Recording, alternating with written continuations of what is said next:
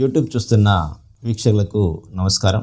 Homeopathy వైద్యం వ్యాధి కంటే వ్యాధిగ్రస్తునికే ఎక్కువ ప్రాధాన్యత అనేది ఇస్తుంటుంది.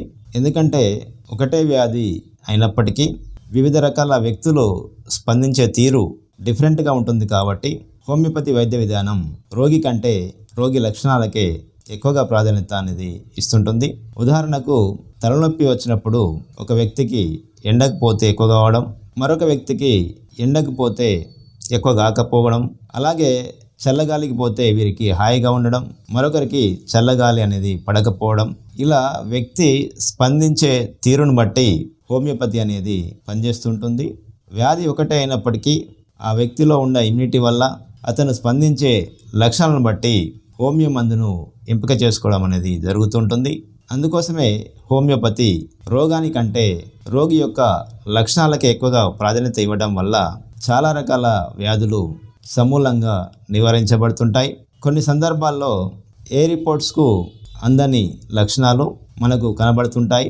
ఉదాహరణకు చూసినట్లయితే మానసికంగా ఇబ్బంది పడుతున్నప్పుడు తెలియని దడ రావడం, అలాగే నిద్రలు పట్టకపోవడం, చెమటలు ఎక్కువగా వచ్చి కాళ్ళు చేతులు వణకడం, యాంగ్జైటీ సమస్యతో బాధపడుతున్నప్పుడు ఈ లక్షణాలు ఏ రిపోర్ట్స్కు దొరకవు.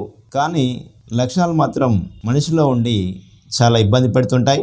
కాబట్టి హోమియోపతి వైద్య విధానం అనేది రోగ లక్షణాల కంటే రోగి స్పందించే తీరుపై ఎక్కువగా ఆధారపడి వారికే ఎక్కువగా ప్రాధాన్యత ఇచ్చి మందులను ఎంపిక చేసుకోవడం అనేది జరుగుతూ ఉంటుంది.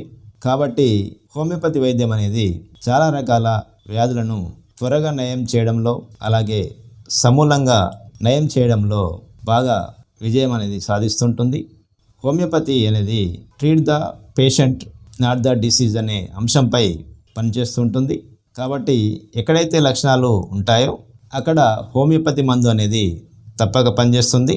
కాబట్టి లక్షణాల ఆధారంగానే ఈ యొక్క హోమియో వైద్యాన్ని వాడడం వల్ల చాలా వరకు సమస్యలు తగ్గుముఖం పడుతున్నాయి.